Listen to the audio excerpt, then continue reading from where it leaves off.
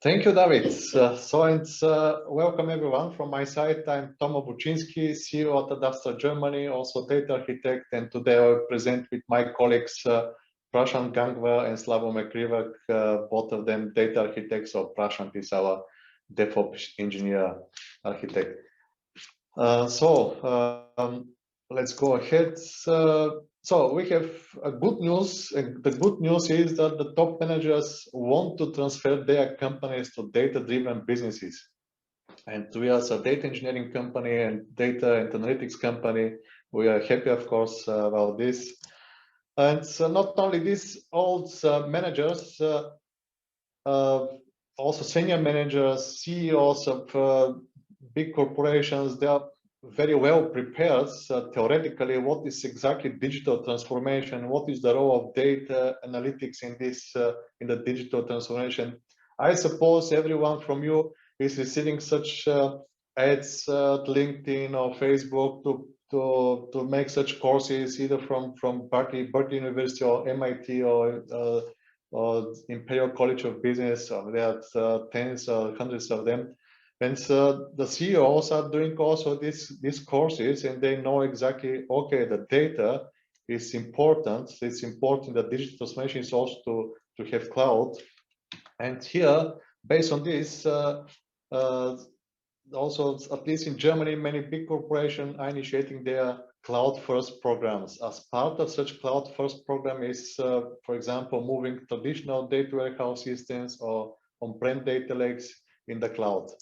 So what the big cloud providers are offering and selling, of course, they are selling, I would say, very good solutions. They have very good solutions for doing data analytics in the cloud. Here's an example from Microsoft Azure. So they are offering, covering all components of big data analytics solutions, starting with out-of-the-box solutions for winning the data, ingestions, streaming the data, specialized solutions for storage in a very cheap manner. Of course, solutions for analytics, for processing of the data with high performance odds, providing the data through SQL that be accessible for end users. Of course, they have their own visualization tools and so on. That means the cloud providers like, okay, guys, we have everything for you. Just come and use all of our technologies. So we have everything out of the box. So the expectation is that the customers are euphoric and happy, and they say, okay, yes, so let's do this. The reality is a little bit different. It's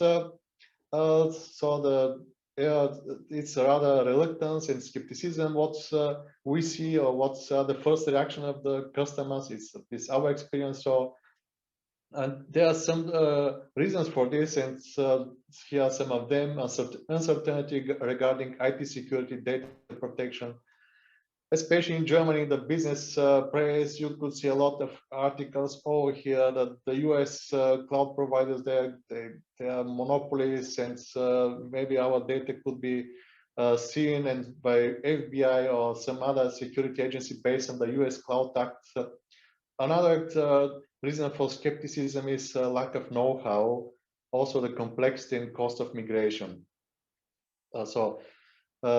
Maybe many of you in your companies, you have implemented in the past 10 years already complex data warehouse systems or on-prem data lakes. Especially, I know the banks invested heavily because of the regulatory requirements. And now it's difficult to go again to the chief financial office and to say, hey guys, now we want to make something on the cloud and new data lake there. Give us some millions of euro or dollars. So of course, a big issue is also what also is discussed heavily in the press in Europe, reluctance due to possible vendor lock-in. And this is where we also will focus in the next slides on these topics.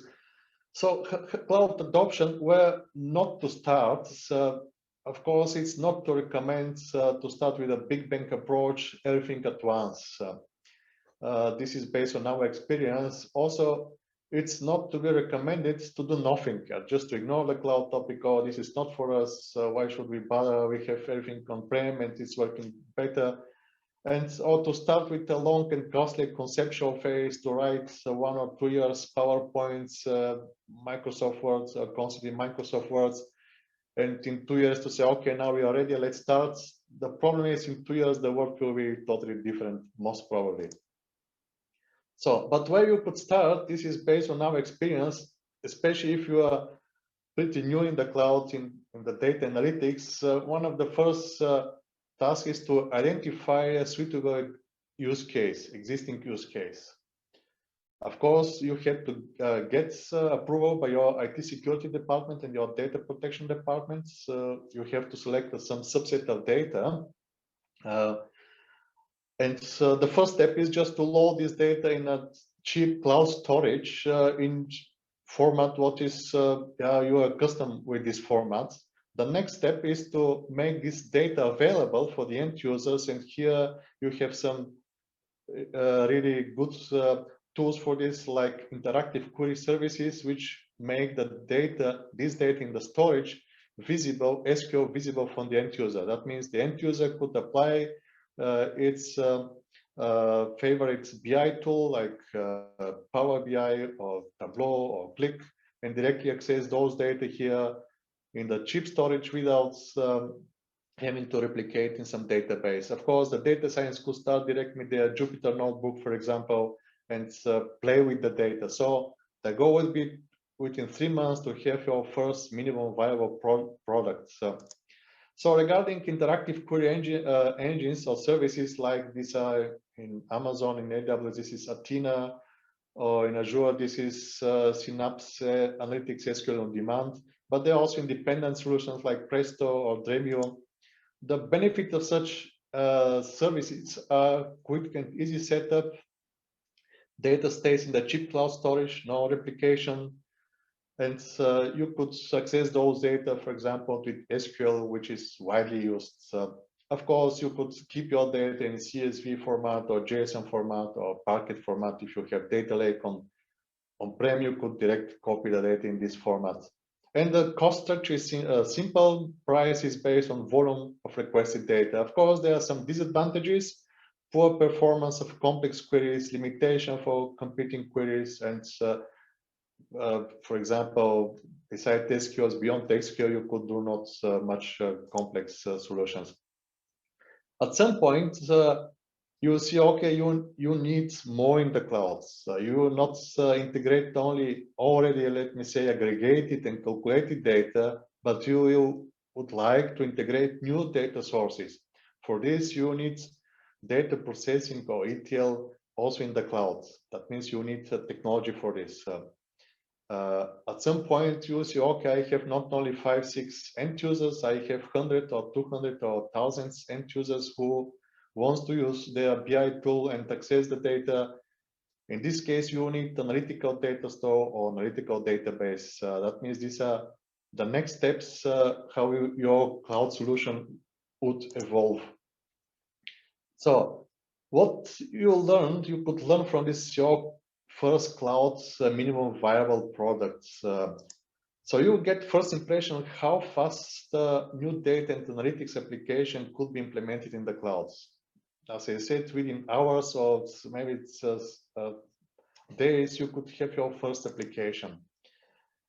You could get the first impression, okay, how the costs are developing. When I scale with the data on consuming more and more, how the costs are developing and how could I control those costs? And that's why we recommend start small, not in a big bang approach based on some only calculation of paper, and suddenly to see, oh, I now have all my application in the cloud, oh, but the costs are it's even more expensive as previously.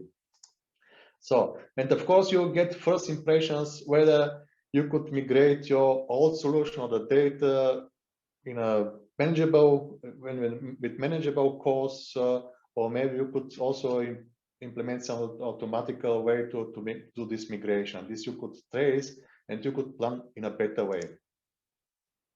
So at some point you will see, okay, this is not only about storage and some processing or consumption of compute power. You need, of course, orchestration, monitoring, data governance, DevOps, what is also typical for on-prem data lake and data warehouse. So, but here usually come the questions, do you have to use cloud native technologies tools only? So this is, you start in AWS, of course, maybe you get some credits from AWS or Azure and you could do some things for free.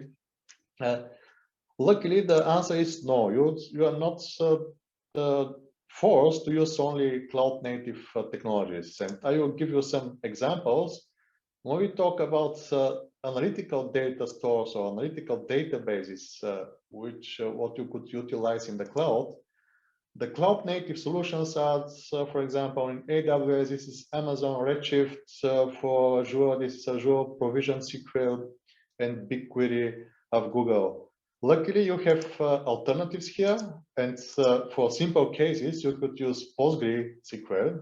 They should be available on clouds.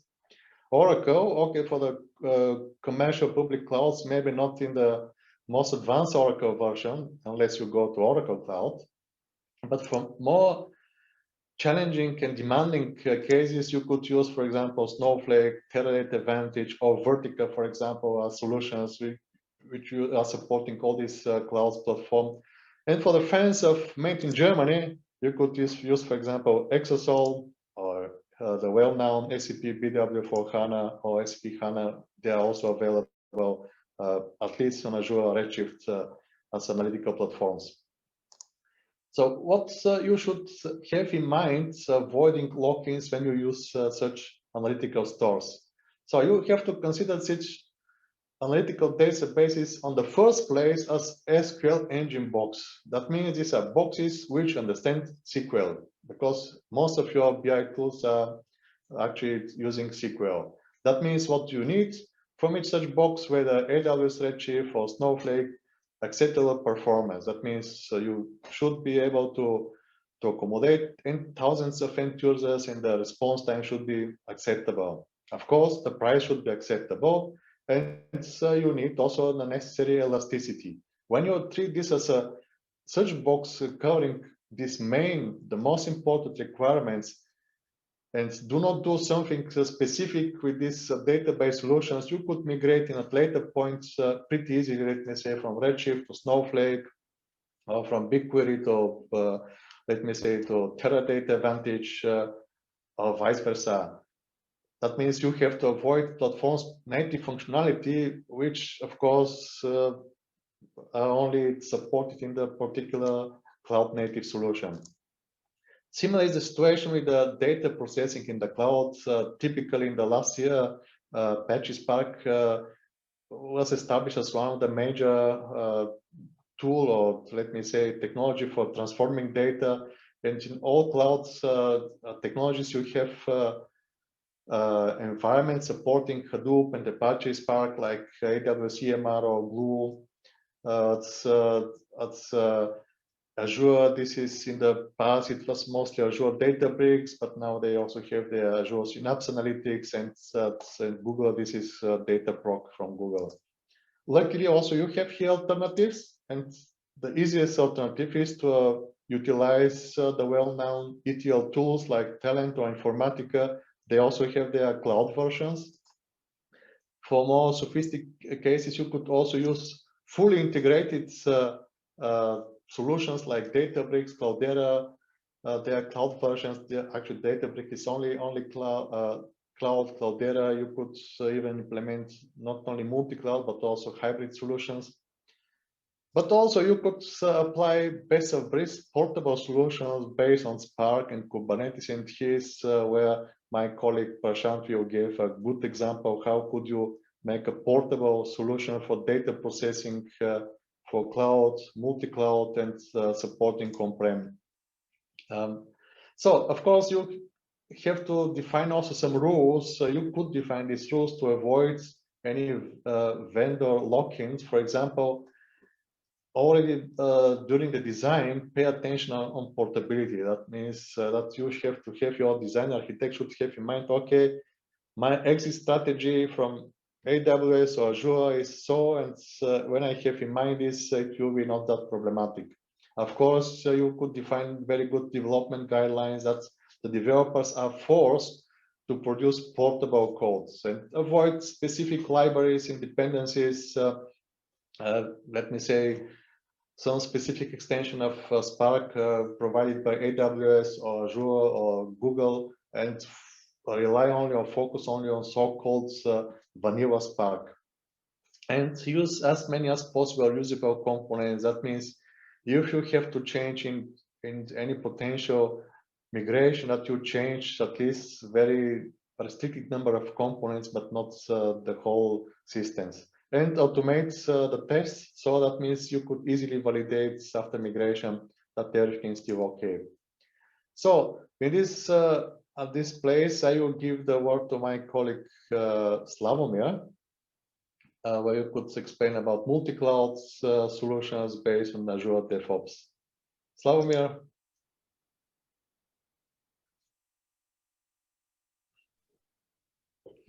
Yeah, hello everyone. I hope you can see my my presentation.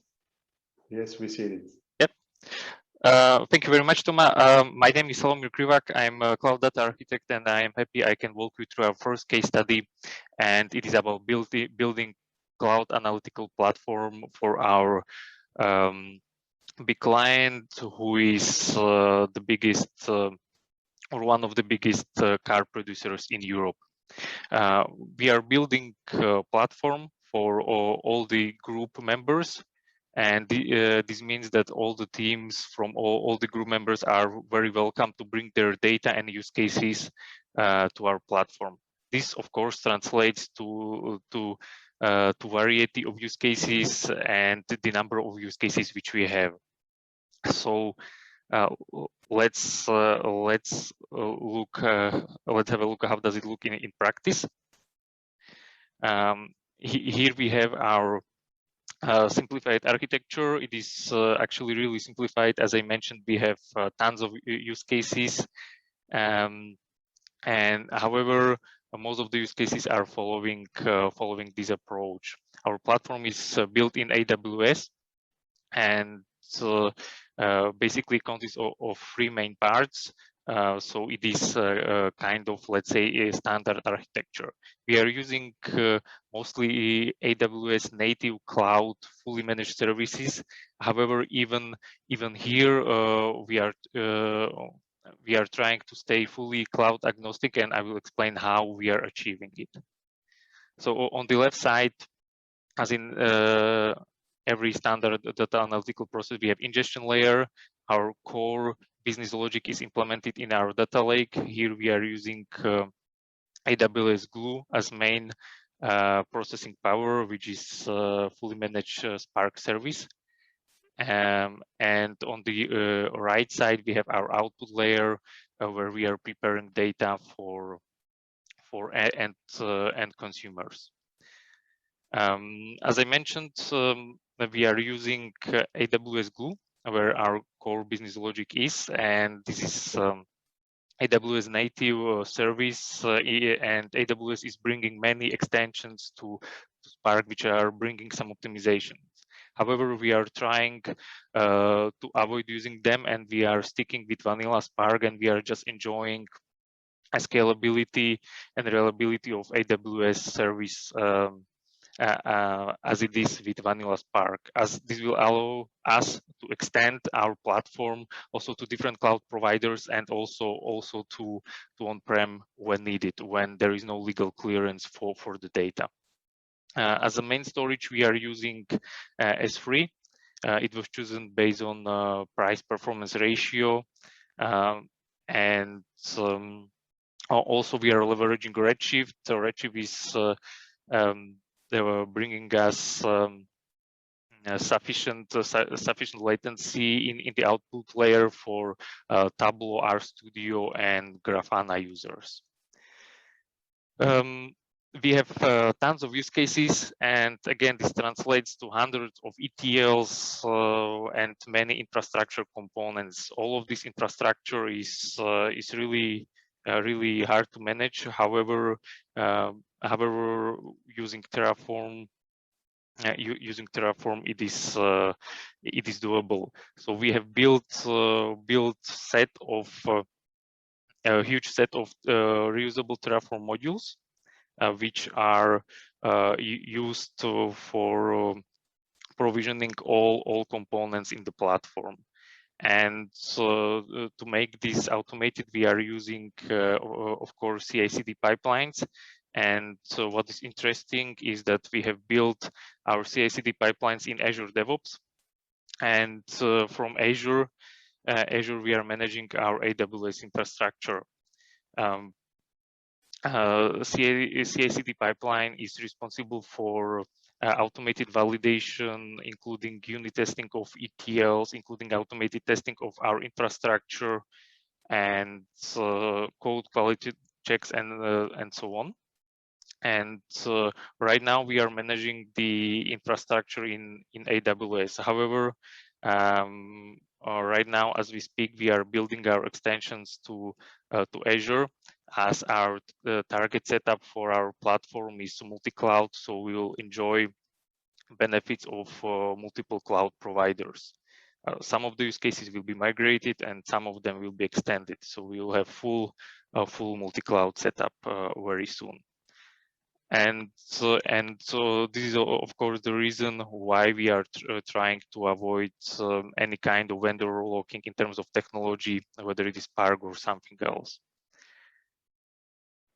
And yeah, I think that was pretty much it.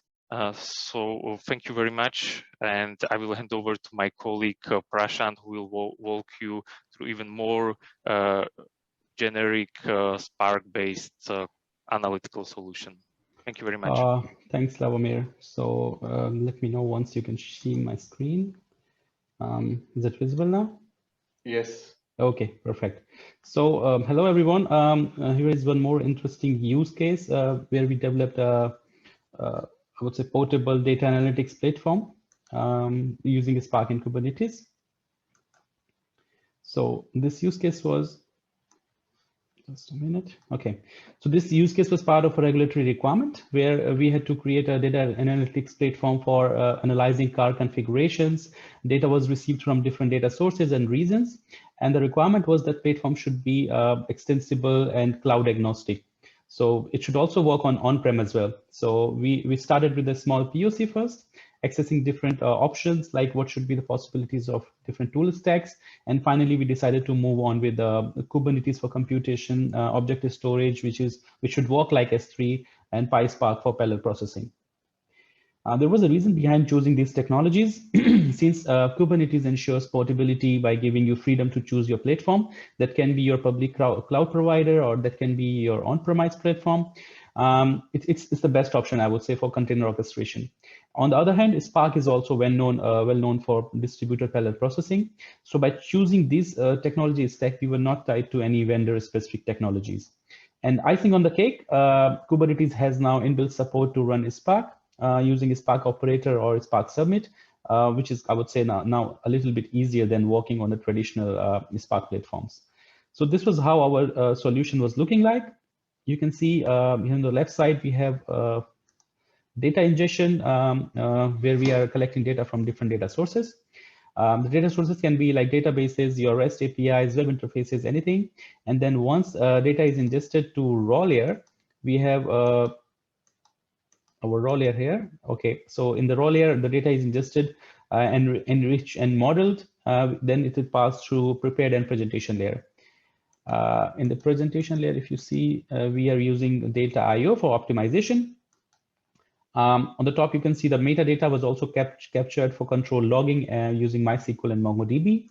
And the presentation layer, the data was exposed to the end users for the tools like BI tools like Qlik or Tableau. There were also some data scientists who were using like Jupyter Notebooks, Presto, RStudio, or for the further analysis. So, and on the bottom, you can see the data orchestration was done through Argo. And for monitoring and logging, we used ELK stack, which is Elastic Logstash and Kibana. Okay, So in the next slide, we will see how our pipeline was looking like. So we used two code repositories, one for application code and other one for ETL cron jobs. The application code repo was integrated with Bamboo for code quality checks and all the pipeline operations. And once all tests were passed, the code was built as a Docker image and pushed to Artifactory. And once just please click a little bit because sorry. it's coming too slow, the pictures. I can understand this. Thank you. Sorry.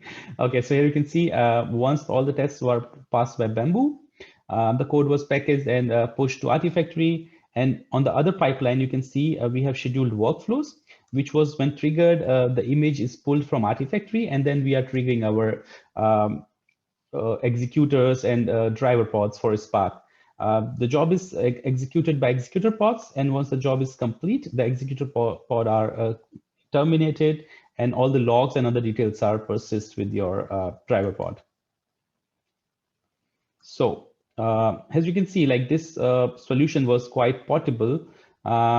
Architecture-wise, this solution was, I would say, you can say, platform independent. So we were using containerization to pack all our application code along with all the dependencies.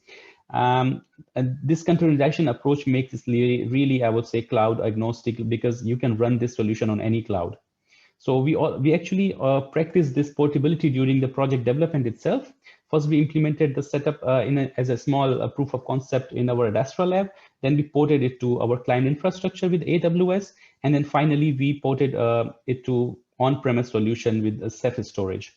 So this solution was transformed from one platform to another platform without major changes. And in this slide also, you can see this solution is quite, I would say, it can be implemented in any type of cloud. This can be your GCP or virtual VMware cloud or Azure or anything. So with this, I will hand it over back to Toma for the next discussion, where we will discuss about our Adastra framework. Thank you, Prashant. So actually, it's what we could say is I actually have to share now.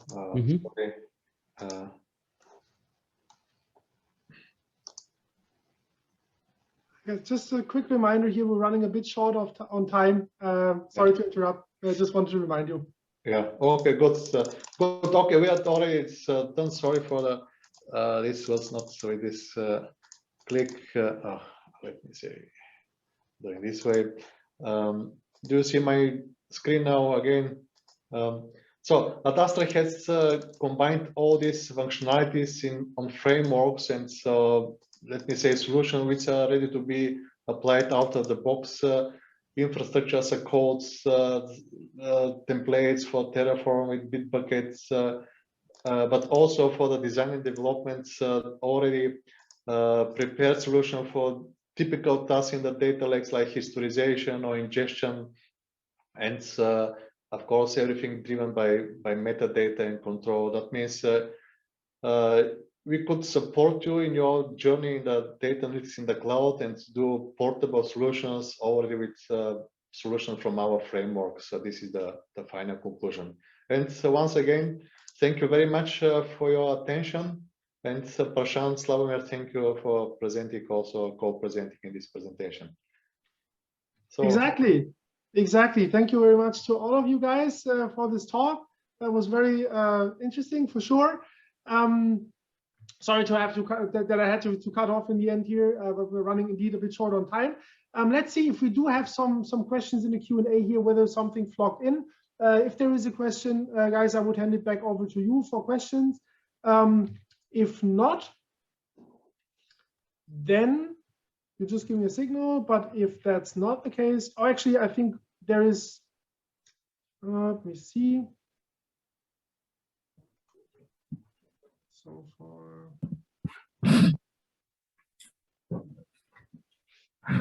Okay, so there's one question that we've just received. So there is: do you recommend not to start with cloud native technologies only, basically? Yeah, it's interesting questions, by the way. So of course, we recommend to start also with cloud native technologies. That's why we say, okay, keep in mind there are some rules. If you keep these rules, or you could avoid any lock-in with these technologies. For example, AWS Redshift or Synapse SQL from Azure and BigQuery. They are really very good and mature analytical databases and data storage. But if you keep some rules, you could, at some later point, you could easily migrate, for example, to Snowflake or something like this. That's why, yes, it's the fastest way is to rely on the cloud native to get the first experience. But keep in mind, that's you to keep to conform some rules, and at some later point you have to have your exit strategy.